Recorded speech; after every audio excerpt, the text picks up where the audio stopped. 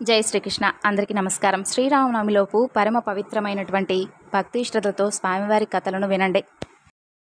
శ్రీరామచంద్రుడు ఆశ్రిత జన వత్సలుడు, నమ్మిన వారిని నిత్యం రక్షించే అమృతమూర్తి. తన భక్తులంటే స్వామికి ఎంతో అనురాగం, ఆప్యాయత కలిగినవాడు. భక్తవత్సలుడైనటువంటి ఆ స్వామివారి గురించి తెలియజేసే చక్కని కథల గురించి శ్రీరామనవమిలోపు మనం భక్తి శ్రద్ధలతో విందాం. పూర్వం విక్రమవర్మ అనే ఒక రాజు చక్కగా తన రాజ్యాన్ని పరిపాలిస్తూ ఉండేవాడు. విక్రమవర్మ ఎంతో గొప్ప రామభక్తుడు. తన దేశాన్ని రామరాజ్యంలా తీర్చిదిద్దాలని ప్రయత్నిస్తూ ఉండేవాడు. రాజ్యం అంతా కూడా సుభిక్షంగా ఉండేది. తాను నమ్ముకున్నటువంటి ఆ రామచంద్రుడే ఈ రాజ్యాన్ని కాపాడుతున్నాడని తలచి ప్రతి సంవత్సరం శ్రీరామనవమి ఉత్సవాలు ఎంతో భక్తి శ్రద్ధలతో నిర్వహించేవాడు. వాడవాడల సీతారాముల వారి కళ్యాణం వైభవంగా జరుగుతూ ఉండేది. దేశమంతటా ఆ 10 రోజులు పండుగ వాతావరణం నెలకొని ఉండేది. అన్ని భోగభాగ్యాలు ఉన్నప్పటికీ విక్రమవర్మకు సంతానం లేకపోవడం ఎంతో బాధాకరంగా ఉండేది. సంతానం కోసమై ఆ రాజదంపతులిద్దరూ కూడా ఎన్నో పూజలు చేశారు, ఎన్నో పుణ్యక్షేత్రాలు దర్శించారు. కానీ ఫలితం లేకపోతుంది. అలా రోజులు జరుగుతూ ఉండగా ఒకనాటి రాత్రి విక్రమవర్మకు కలలో ఒక శిథిలమైనటువంటి ఆలయం కనిపిస్తుంది. అదేమిటో రాజుకు అర్థం కాదు. మరునాడు ఉదయం విక్రమవర్మ ఆస్థాన పురోహితుని పిలిచి తనకు వచ్చినటువంటి కల గురించి చెబుతాడు. ఆ కలకు అర్థం ఏమై ఉంటుంది అని అడుగుతాడు. అప్పుడు పురోహితుడు కళ్ళు మూసుకొని ధ్యానించి రాజుతో ఇలా అంటాడు. రాజా, నీకు కలలో కనిపించింది పురాతనమైనటువంటి శ్రీరామచంద్రుల వారి ఆలయం. అది మన దేశంలోనే ఎక్కడో ఉండుంటుంది. నీవు ఆ ఆలయాన్ని తిరిగి చక్కగా కట్టిస్తాను అని చెప్పి మొక్కుకుంటే తప్పకుండా నీకు చక్కని సంతానం కలుగుతుందని చెబుతాడు. మరి ఆ ఆలయం ఎక్కడిదో ఎలా తెలుస్తుందని ఆ రాజు అడగగా ఆ పండితుడు ఆ విషయం కొన్ని రోజుల్లోనే తెలుస్తుందని చెబుతాడు. ఇక విక్రమవర్మ పురోహితుడు చెప్పింది విని శ్రీరామచంద్రుల వారిని మనసులో ప్రార్థించి తనకు సంతానం కలిగితే ఆ ఆలయం తప్పకుండా పునరుద్ధరిస్తానని చెప్పి మొక్కుకుంటాడు. అది జరిగిన కొన్ని రోజులకు మహారాణి గర్భవతి అయి చక్కని కుమారుని ప్రసవిస్తుంది. అతనికి రామవర్మ అని నామకరణం చేసి అల్లారు ముద్దుగా పెంచుకుంటూ ఉంటారు. కాలక్రమంలో ఆ రాజు శ్రీ రామచంద్రుల వారికి ఇచ్చినటువంటి మాటను మర్చిపోతాడు. ఒకనాడు ఒక గ్రామాధికారి వచ్చి తన గ్రామంలో ఉన్నటువంటి పురాతన రామాలయాన్ని తిరిగి పునరుద్ధరించడానికి ధనం కావాలి అని అడుగుతాడు. అలాగేనని చెప్పి అన్నాడే కానీ ఆ విక్రమవర్మ అతనికి ధనం పంపించడం కూడా మర్చిపోతాడు. తాను ఇదివరకు శ్రీ రామచంద్రుల వారికి ఇచ్చినటువంటి మాట కూడా గుర్తుకు తెచ్చుకోడు. అలా ఉండగా ఒకనాడు రామవర్మకు తీవ్రమైనటువంటి అనారోగ్యం కలుగుతుంది. రాజవైద్యులు ఎవరూ కూడా ఆ జబ్బేమిటో కనిపెట్టలేకపోతారు. అంతలో ఆ దేశానికి ఒక సాధువు వస్తాడు. మహామంత్రి ఆ సాధువును రాజమందిరానికి రప్పించి రాకుమారుడు రామవర్మకు వచ్చినటువంటి అనారోగ్యం గురించి చెబుతాడు. అప్పుడు ఆ సాధువు మహారాజు విక్రమవర్మతో ఇలా అంటాడు.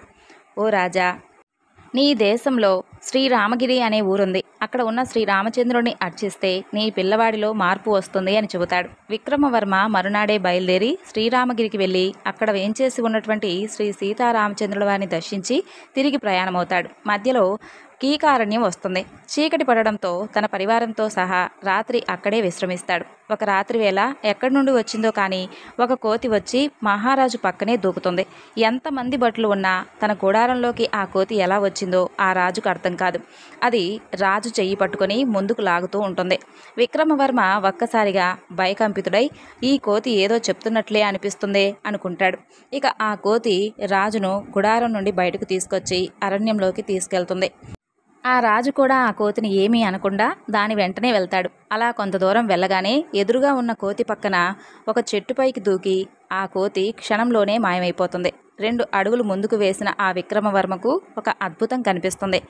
కొన్ని సంవత్సరాల క్రితం తనకు కలలో కనిపించినటువంటి శ్రీరాముల వారి శిథిలాలయం గుర్తుకొస్తుంది. సందేహమే లేదు, ఆ కలలో కనిపించింది ఇదే, ఈ ఆలయమే అని చెప్పి మహారాజుకు వెంటనే ఆనాడు శ్రీరామచంద్రుల వారికి ఇచ్చినటువంటి మాట గుర్తుకొస్తుంది. తనకు ఆ ఆలయం చూపించింది సాక్షాత్తు రామభక్తుడైనటువంటి ఆంజనేయుడిగా గ్రహిస్తాడు. తిరిగి గుడారానికి వచ్చి ఆ రాజు మహామంత్రికి జరిగినటువంటి సంగతంతా చెబుతాడు. ఉదయమే అందరూ ఆలయం వద్దకు వెళ్తారు. మహారాజు ఆ ఆలయాన్ని వెంటనే పునరుద్ధరించాలని ఆదేశిస్తాడు. తిరిగి నగరం చేరుకున్నటువంటి విక్రమవర్మకు కుమారుడు రామవర్మ పూర్తి ఆరోగ్యవంతుడై కనిపిస్తాడు. శ్రీరామచంద్రుల వారికి ఇచ్చినటువంటి మాట నిలబెట్టుకోకపోవడం వల్లనే అనారోగ్యం కలిగిందని చెప్పి తెలుసుకుంటాడు. ఆ స్వామి అనుగ్రహం తిరిగి కలిగినందుకు సంతోషిస్తాడు. రాజుగారి ఆజ్ఞ ప్రకారం ఆ అరణ్యంలోని శ్రీరాముల వారి ఆలయం అద్భుతంగా నిర్మించబడుతుంది. జరుగుతుంది.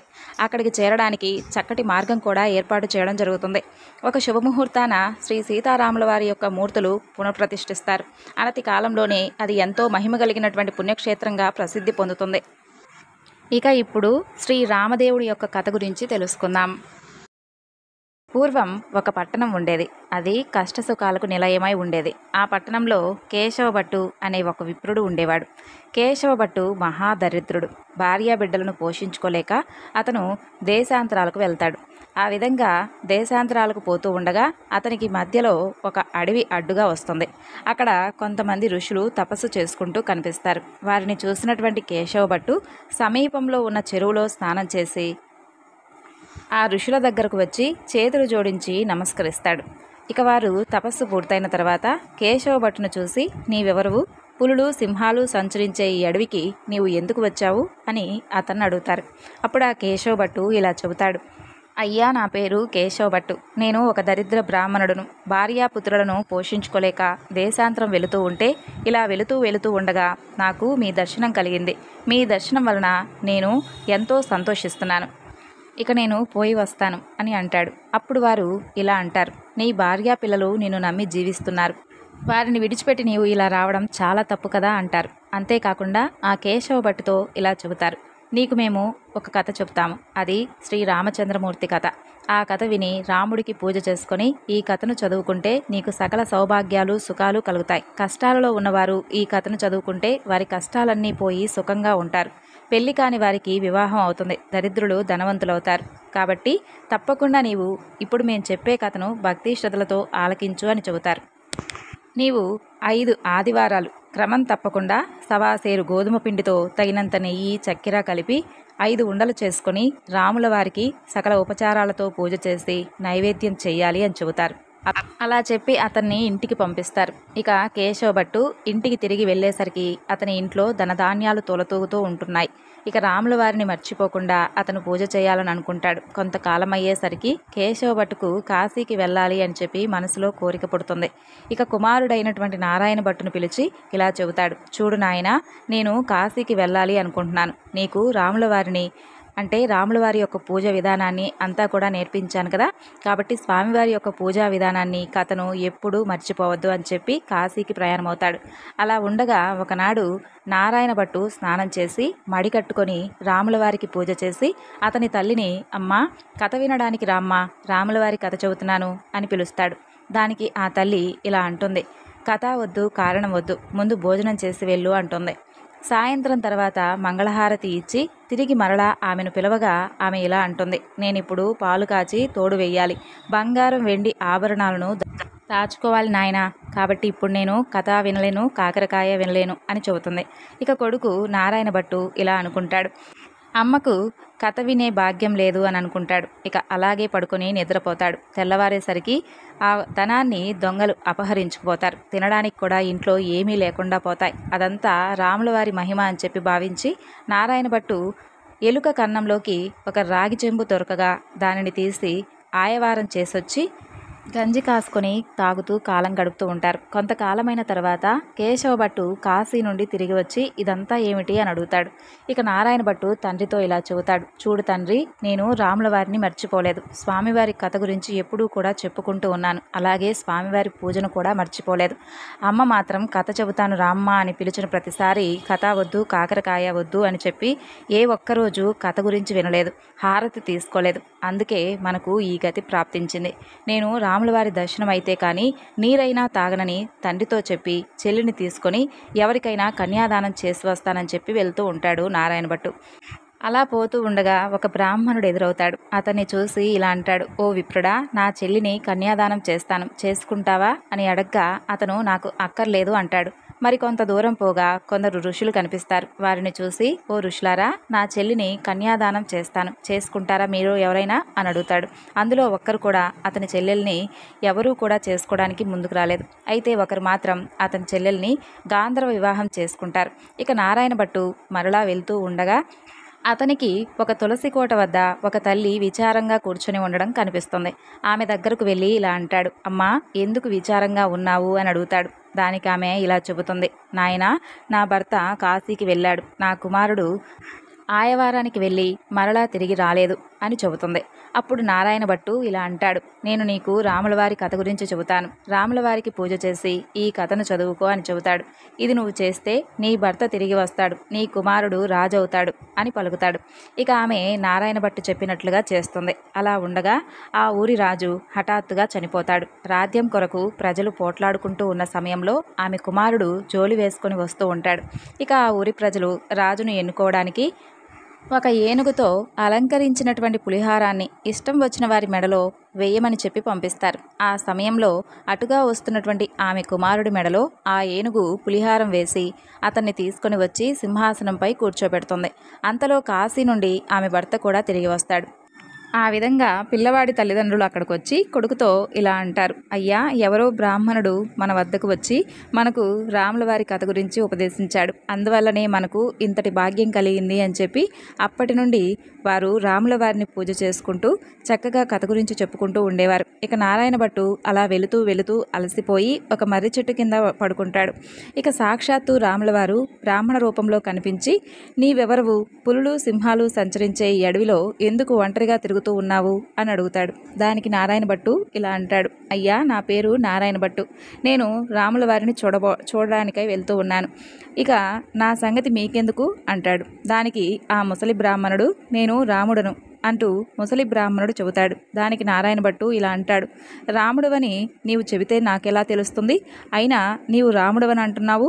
రాముడు ఏకశంఖ చక్ర పీతాంబరధారి, కోదండ పాణిదారుడు, సీతా సమేతుడై రాములవారు నాకు ప్రత్యక్షమవుతారు. కాబట్టి నేను ఆ విధంగా ప్రత్యక్షమైతేనే స్వామివారిని చూసి నమ్ముతాను.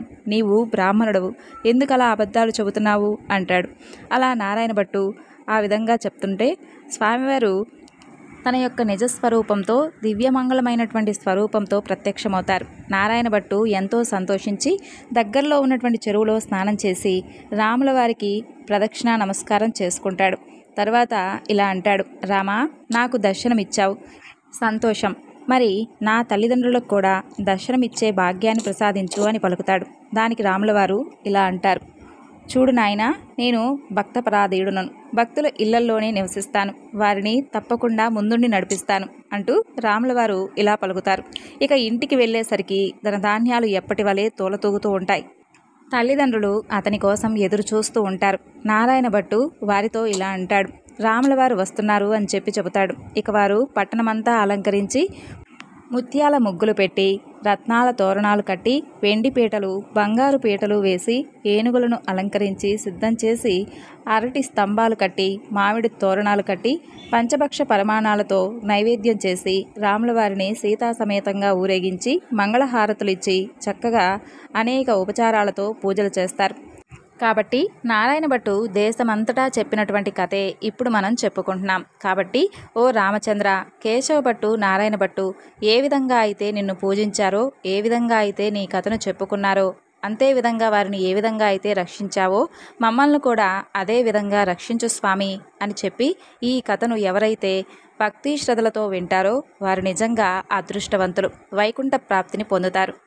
రాముడే పరబ్రహ్మం, రాముడే పరమ తపస్సు, రాముడే పరతత్వం, రాముడే తారక బ్రహ్మం, సర్వజీవులకు ఆధారభూతుడైనటువంటి శ్రీమన్నారాయణుడే త్రేతాయుగంలో శ్రీరామచంద్రుడిగా వెలిశాడు. ఆ భక్తవత్సలుడు ఎంతో దయామూర్తి. పూర్వం రామాపురం అనే గ్రామంలో హనుమత్ లక్ష్మణ సమేత శ్రీ సీతారామచంద్రుల వారి ఆలయం ఉండేది. ఆలయం ఊరికి ఒక చివరగా పక్కన చక్కటి కోనేటితో చూడటానికి ఎంతో ఆనందంగా ఉండేది. ప్రతి సంవత్సరం శ్రీరామనవమికి ఎంతో పెద్ద ఎత్తున ఉత్సవాలు జరిగేవి. అలా ప్రతి సంవత్సరం పక్కనే ఉన్న కోనేరులో స్వామివారి తెప్పోత్సవాలు అంగరంగ వైభవంగా జరిగేవి. అక్కడే కొలువై ఉన్నటువంటి శ్రీరామచంద్రుల వారి పరివారమూర్తులు ఎంతో సుందరంగా ఆ వైభవం చూడటానికి రెండు కళ్ళు చాలవు అన్నట్లుగా మనోహరంగా ఉండేవి. ఆ ఆలయంలోనే మల్లన్న అని ఒక పనివాడు ఉండేవాడు. ఆ మల్లన్న ప్రతిరోజు ఉదయమే లేచి ఆలయం ఊడ్చి శుభ్రం చేసేవాడు. పేదరికం వలన ఏమీ చదువుకోనప్పటికీ అక్కడ ఆలయంలో చేరి ప్రతిరోజు ఎంతో శ్రద్ధగా ఆలయానికి సంబంధించినటువంటి పనులన్నీ చేసేవాడు. ప్రతిరోజు ఉదయాన్నే స్వామికి నమస్కరించేవాడు. భార్య కుమారుడితో కలిసి ఆలయం ఆవరణ పక్కనే ఒక గుడిసెలో ఉండేవాడు. అలా ఉండగా ప్రతి ఏడులాగే ఈసారి కూడా శ్రీరామనవమి ఉత్సవాలు వచ్చాయి. ప్రతిరోజు పండగే. ఆలయం మొత్తం రంగురంగుల పూలమాలలతో అలంకరించారు. మల్లన్నకు ఒక్క క్షణం కూడా తీరికలేదు. ప్రతిరోజు సాయంకాల వేళల్లో పురాణ కాలక్షేపం జరిగేది. ఒక్కొక్క రోజు ఒక్కొక్క పండితుడొచ్చి పురాణాల విశేషాల గురించి ఎంతో చక్కగా వివరించేవారు. నిత్యం ఎందరో భక్తులు వచ్చేవారు. మల్లన్న కూడా పక్కగా నుంచొని ఆ ప్రవచనాలన్నీ వినేవాడు. నవమి నాటి ముందు రోజు సాయంత్రం పక్క ఊరి నుండి వచ్చిన శంకరశాస్త్రి అనే మహాపండితుడు శ్రీరామనామం యొక్క విశిష్టతను వివరిస్తూ ఇలా చెబుతున్నాడు. ఈ సృష్టిలో రామనామంతో సమానమైన దివ్యనామం మరొకటి లేదు. ఒక్కసారి రామనామాన్ని జపిస్తే ఎన్నో వేల జన్మల పాపం నశిస్తుంది. ప్రతిరోజు ఈ దివ్యనామాన్ని జపించే వారికి సర్వ సౌభాగ్యాలు కలుగుతాయి. ఎటువంటి ఆపదలో ఉన్నా ఒక్కసారి రామా అని పిలిస్తే ఆ కోదండరాముడు ఆ భక్తుణ్ణి తక్షణమే ఆపదల నుండి రక్షిస్తాడు. ఇంత తేలికైనటువంటి, ఇంత ప్రభావవంతమైనటువంటి నామం మరొకటి లేదు. సాక్షాత్తు పరమేశ్వరుడు కూడా రామనామాన్నే జపిస్తూ ఉంటాడు. రామనామ జపం వలనే ఎందరో మునీశ్వరులు తమ తమ దివ్యశక్తులను పొందారు. సర్వవేళలా మానవులకు, దేవతలకు ఈ రామనామమే ఆధారం అని చెబుతాడు. శంకరశాస్త్రి వారి మాటలు విన్నటువంటి మల్లన్న హృదయం ఎంతో లోతుగా, ఆనందంగా, చాలా చక్కగా, వినసొంపుగా ఉంటాయి. ఆ మాటలు ఎంతో లోతుకు తాకాయి. తాను నిత్యం సేవ చేస్తున్నటువంటి రాములవారి నామం ఇంత గొప్పదా అనుకుంటాడు. ఏదో చేస్తున్నానంటే చేస్తున్నాను అనుకున్నానే కానీ ఇంత అద్భుతమైనటువంటి రాములవారిని సేవిస్తూ ఉండడం నిజంగా నా అదృష్టం అనుకుంటాడు. ఆనాటి రాత్రి భోజనం చేసి కుటుంబం అంతా నిద్రపోతారు. ఒక్కసారి మల్లన్న కుమారుడు గట్టిగా అరుస్తాడు. ఆ అరుపుతో మల్లన్న, అతని భార్య ఒక్క క్షణం లేచి పిల్లవాడికి ఏం జరిగిందా అని చూస్తారు. ఆ పిల్లవాడు బాధతో మెలికలు తిరుగుతూ ఉంటాడు. అంతలో ఒక పాము జరజరా పాకుతూ గుడిసెలో నుండి బయటకు వెళ్లడం వారి కంట కనిపిస్తుంది. జరిగింది అర్థమవుతుంది. ఆ పామే పిల్లవాడిని కాటు వేసింది. ఇంత అర్ధరాత్రి వేళ ఈ పిల్లవాడిని తీసుకుని ఎటు వెళ్ళడం అనుకుంటూ బాధపడుతూ ఉంటారు. అసలే పిల్లాడు బాధతో కేకలు పెడుతూ కదలలేనటువంటి స్థితిలో ఉంటాడు. మల్లన్న దంపతులు ఇద్దరి పరిస్థితి కన్నీటి పర్యంతమవుతుంది. అప్పుడు మల్లన్నకు ఒక్కసారిగా మనసులో సాయంత్రం వేళ శంకరశాస్త్రి గారు ప్రవచనంలో చెప్పిన మాట గుర్తుకొస్తుంది. ఎటువంటి ఆపదలో ఉన్నా రామా అంటే ఆ స్వామి కాపాడుతాడు అని చెప్పి అంటాడు కదా అని చెప్పి వెంటనే కుమారుడికి పాము కాటు వేసిన చోట రామా అంటూ గట్టిగా అరుస్తూ నోటితో ఊదుతాడు. అంతే, అద్భుతం. పిల్లవాడి నొప్పి క్షణంలో మాయమవుతుంది. పాము కాటు వేసిన చోట గాయం కూడా మాయమైపోతుంది. పాము కాటు వేసిన చోట గాయం కూడా మాయమైపోవడం చూసి వారు ఎంతో సంతోషిస్తారు. రామా, రక్షించావా తండ్రి అంటూ ఆ స్వామిని ఎంతో కొనియాడతారు. మరునాడు నవమి నాటి శ్రీరామచంద్రుల వారి యొక్క కళ్యాణం ఎంతో ఘనంగా జరుగుతుంది. ఆనాటి నుండి ఆ దంపతులు జీవించి ఉన్నంతకాలం స్వామిని సేవించుకుంటూ గడిపి చివరికి ముక్తిని పొందారు. రామనామానికి ఉన్నటువంటి మహత్తు అంతటిది. ఎవరైతే మనస్ఫూర్తిగా ఈ దివ్యనామాన్ని జపిస్తారో వారికి సకల శుభాలు కలుగుతాయి. ఎటువంటి అనారోగ్యం కలగదు. సర్వ సౌభాగ్యాలు కలుగుతాయి. పూర్వం రామశర్మ అనే ఒక మహాపండితుడు ఉండేవాడు. అన్ని శాస్త్రాల్లోనూ పాండిత్యం గడించినప్పటికీ అహంకారం అనేది ఏమాత్రం లేకుండా వినమ్రంగా నడుచుకుంటూ ఉండేవాడు. రామశర్మకు రామచంద్రుల వారంటే అపరిమితమైనటువంటి భక్తి. ఎప్పుడూ రామచంద్రుణ్ణే మనసులో తలుచుకుంటూ ఉండేవాడు. తన దగ్గరకు సలహాల కోసం వచ్చే వారందరికీ రాముణ్ణి కొలుచుకోండి అని చెప్తూ ఉండేవాడు. ఎటువంటి ఆపదల నుండైనా కాపాడే అద్భుత దైవం రామచంద్రుడే అని చెబుతూ ఉండేవాడు. రామశర్మ భార్య పేరు వైదేహి. దంపతులిద్దరూ అన్యోన్యంగా ఉండేవారు. వారికి వనజ, గిరిజ అని ఇద్దరు కుమార్తెలు. ఇద్దరికీ యుక్త వయసు వస్తుంది. ఇక మంచి వరుడు కోసం కుమార్తెలిద్దరికీ వివాహం చేయాలని దంపతులు సంకల్పించుకుంటారు. ఇద్దరికీ మంచి వరుడు లభించేలా అనుగ్రహించు స్వామి అంటూ స్వామిని వేడుకుంటారు. స్వామివారి దయవలన కొద్ది రోజుల్లోనే పెద్ద కుమార్తె వనజకు మంచి చక్కటి సంబంధం దొరుకుతుంది. ఊరికి దగ్గరలో గ్రామంలో ఉండే శ్రీనివాస శర్మ కుమారుడు విష్ణు శర్మతో వివాహం ఖాయమవుతుంది. శ్రీనివాస శర్మది కూడా రామశర్మలాగే చక్కటి కుటుంబం. రామశర్మ గురించి వారెంతో విని ఉంటారు. ఏ కట్నకానుకలు లేకుండా వివాహం చేసుకుంటామని చెబుతారు. రామశర్మ దంపతులు అంత చక్కటి కుటుంబంతో వియ్యం అడగడం వలన రామచంద్రుల వారి అనుగ్రహంగా భావిస్తారు. వనజ, విష్ణు శర్మల వివాహానికి మంచి ముహూర్తం నిశ్చయిస్తారు. ఇక రేపే వివాహం. ఆ రోజు ఉదయానికల్లా మగపెళ్లి వారి బృందం వస్తుంది. మర్నాడు ఉదయం 7 గంటలకు ముహూర్తం. రాత్రి భోజనాలు అవుతాయి. రెండు పక్కల వాళ్ళు కూర్చొని కబుర్లు చెప్పుకుంటారు. పిల్లలు అటూ ఇటూ పరిగెడుతూ ఆడుకుంటూ ఉంటారు. అంతలో ఉన్నట్టుండి పెద్ద గాలి దుమారం లేస్తుంది.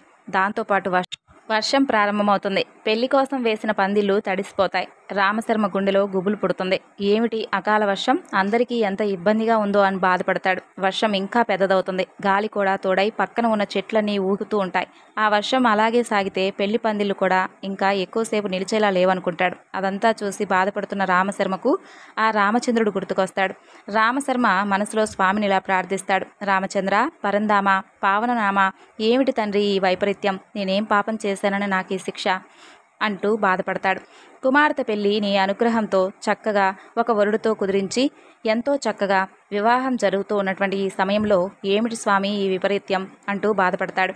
ఎంతో వైభవంగా జరుగుతుందని చెప్పి ఆశించాను, ఒక్కసారిగా ఏమిటి ఈ వాన? స్వామి, ఈ సృష్టి మొత్తం నీ ఆధీనమే కదా తండ్రి. దయచేసి నా మొర ఆలకించి ఈ వర్షం తగ్గిపోయేలా అనుగ్రహించు. నువ్వు తప్ప నాకు వేరే దిక్కులేరు. నీవే కదా నాకు తల్లి, తండ్రి, గురువు, యజమాని. కాబట్టి నీవే నా సర్వస్వం తండ్రి. దయచేసి ఈ దీనుడి యొక్క మొరను ఆలకించు అంటూ పరిపరి విధాలుగా ప్రార్థిస్తాడు. భక్తవత్సలుడైనటువంటి రామచంద్రుల వారు రామశర్మ మొర ఆలకిస్తాడు. అంతే, అంతటి వర్షం ఒక్కసారిగా ఆగిపోతుంది. గాలి కూడా తగ్గుతుంది. ఉదయం ముహూర్తం వేళకు ప్రకృతి అంతా వైభవంగా ప్రశాంతంగా జరుగుతుంది. రామశర్మ దంపతులు తమను అనుగ్రహించినందుకు రామచంద్రుణ్ణి ఎన్నో విధాలుగా స్తుతిస్తారు. వారి కళ్ళ వెంట ఆనంద బాష్పాలు రాలుతాయి. వనజ విష్ణుశర్మల వివాహం వైభవంగా జరుగుతుంది. కొంతకాలానికి రెండవ కుమార్తె గిరిజ వివాహం కూడా చక్కటి వరుడితో శుభప్రదంగా జరుగుతుంది. రామచంద్రుడు ఆశ్రిత జనవత్సలుడు. తనను నమ్మిన వారిని నిత్యం కాపాడే అమృతమూర్తి. స్వచ్ఛమైన మనసుతో జీవిస్తూ నిత్యం తననే స్మరించే వారిని ఎప్పుడూ కంటికి రెప్పలా కాపాడతాడు. వారికి సకల శుభాలు అనుగ్రహిస్తాడు. విన్నారు కదండి స్వామివారి కథలు. మరొక చక్కని వివరణతో మరలా కలుసుకుందాం. అంతవరకు నమస్కారం. జై శ్రీకృష్ణ.